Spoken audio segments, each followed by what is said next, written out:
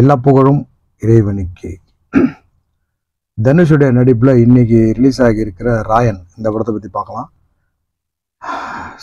Script and direction வந்து நம்ம தனுஷ் பண்ணியிருக்கிறாரு. ஏஆர் ரஹ்மான் இந்த படத்தை மியூசிக் பண்ணியிருக்கிறாரு. சன் பிக்சர்ஸ் இந்த படத்தை தயாரிச்சிருக்கிறாங்க. இந்த படத்தில் தனுஷ் தாண்டி துஷாரா விஜயன் இருக்கிறாங்க, செல்வராகவன், எஸ்ஜே சூர்யா, பிரகாஷ் ராஜ், ஜெயராம் காளிதாஸ், சந்தீப் கிஷன், அபர்ணா பாலமுரளி இவங்கெல்லாம் அந்த படத்தில் இருக்கிறாங்க. செல்முருகன் ஒரு காட்சியில் வராரு.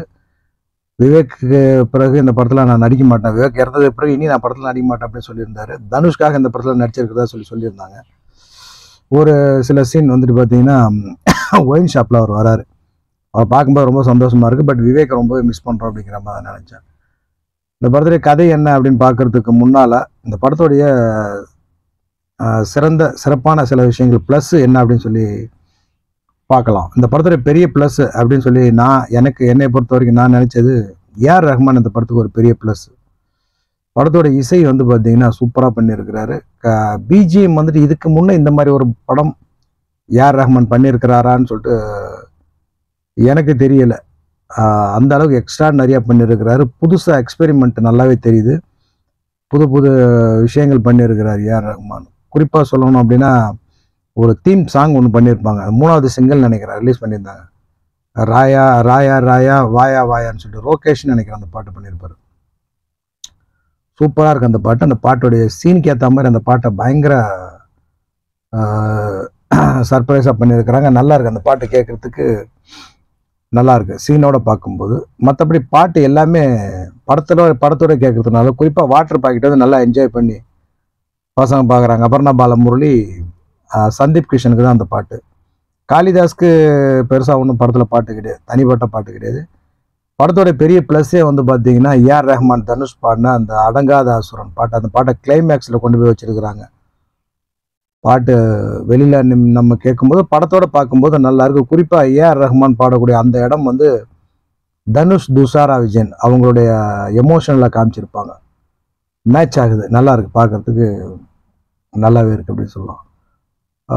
ப்ளஸ்ஸு சிறப்பான விஷயங்கள் அப்படின்னு சொல்லி சொன்னால் ஒளிப்பதிவு ஓம் பிரகாஷ் சூப்பராக பண்ணியிருக்கிறாரு. இந்த படத்துடைய செட் ஒர்க் எனக்கு ரொம்ப பிடிச்சிருக்கு. பெருசாக இந்த படத்துக்காக லொக்கேஷன் சுச்சுவேஷன் சொல்லிட்டு எதுவும் சுத்தாமல் ஒரே செட்டில் வந்துட்டு பார்த்தீங்கன்னா ஒரு ஸ்லம்மாக காமிச்சிருக்கிறாங்க.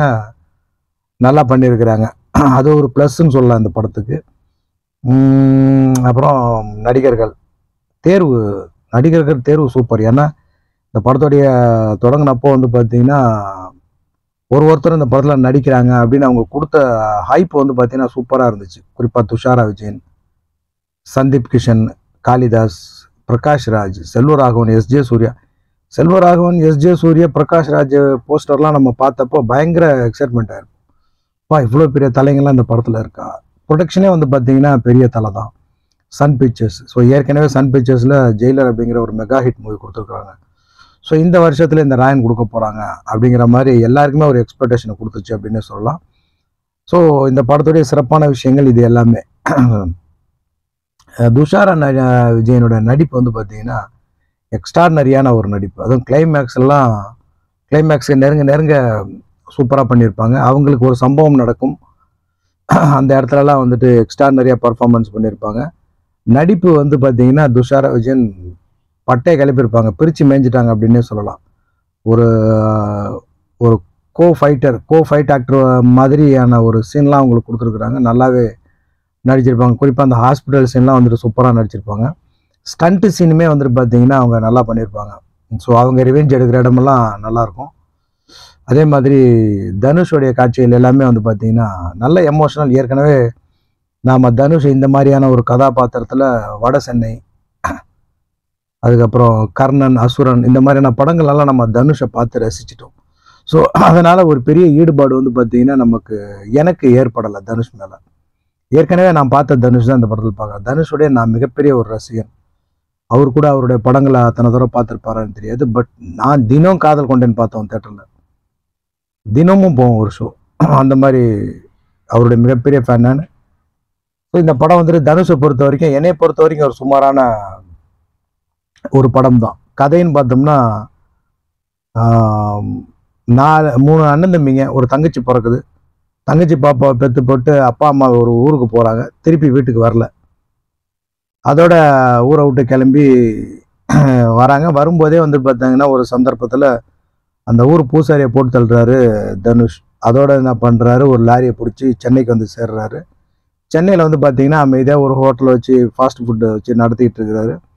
ஸோ அண்ணன் தம்பிங்களால் இவருக்கு ஒரு சில பிரச்சனைகள் வருது. அதையெல்லாம் எப்படி ஃபேஸ் பண்ணுறாரு, சரவணன், எஸ்ஜே சூர்யா மாதிரியான பெரிய முதலைகள் கையில் எப்படி சிக்கிறாரு கதைக்குள்ள அப்படிங்கிற மாதிரி ஒரு ஸ்க்ரீன் பிளே பண்ணியிருக்கிறாங்க.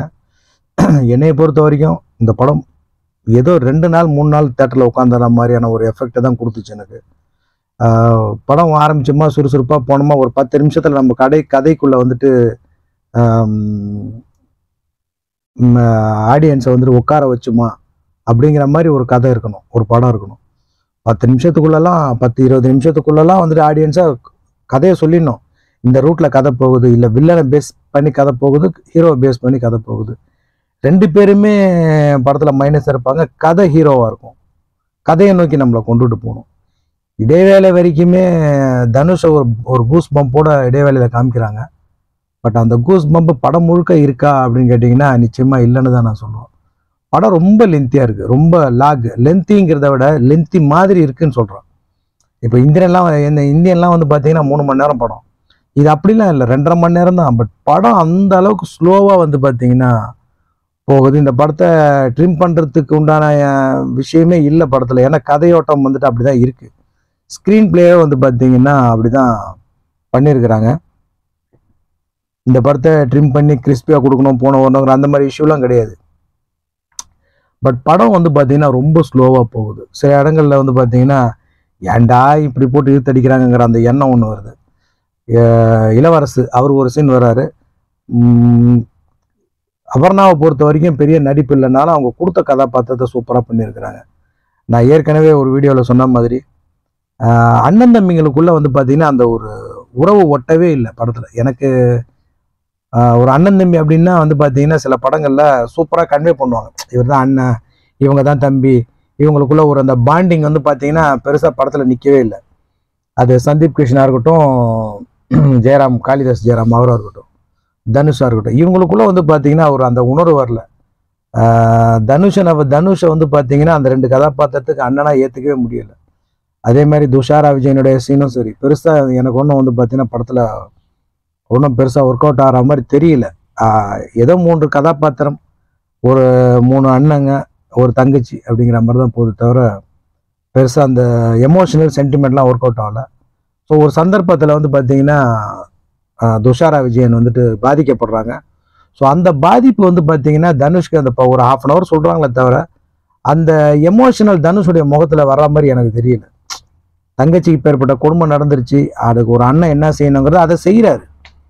வில்லனை தூக்கிட்டு வர்றாரு, தூக்கிட்டு வந்து போட்டு தங்கச்சியை வச்சே போட்டு தள்ளுறாரு, அதெல்லாம் சரி ரைட்டு தான். பட் அந்த எமோஷனல் வந்து தனுஷ்கிட்ட அந்த படத்தில் இல்லை.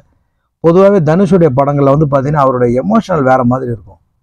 பட் பல இடங்களில் வந்து பார்த்தீங்கன்னா தனுஷ் அந்த எமோஷனலை பண்ணலன்னு இருக்கும். குறிப்பாக ஏஆர் ரஹ்மான் இந்த படத்துடைய ஹீரோ, பீட்டர் ஹைன் இந்த படத்துடைய ஹீரோ, என்ன சண்டை என்ன தேவையோ பெருசாக பாலையா மாதிரி டிராக்டர் தூக்கி ஃப்ளைட் மேலே அடிக்காமல், பஸ்ஸை தூக்கி ட்ரெயினில் மோதாமல் ரொம்ப சிம்பிளாக ஃபைட் பண்ணி கொடுத்துருக்கிறார். பீட்டர் ஹைனை பொறுத்த வரைக்கும் அவருக்கு ஒரு சபாஷ் போடலாம். ஓம் பிரகாஷ், செட் ஒர்க்கர், இவங்க எல்லாமே வந்து பார்த்தீங்கன்னா படத்தில் நிறைவாக பண்ணியிருக்கிறாங்க. படம் ஓரளவுக்கு சுமாராக தான் இருக்குது. எனக்கு பெருசாக இந்த படம் ஒன்றும் சொல்லிருக்கிற மாதிரி இல்லை. படம் பார்த்தவங்க இருந்தீங்கன்னா கமெண்ட்டில் சொல்லுங்கள். இறைவன் நாடினால் இன்னொரு வீடியோ உங்களுக்கு சந்திக்கிறேன். எல்லா புகழும் இறைவனுக்கு.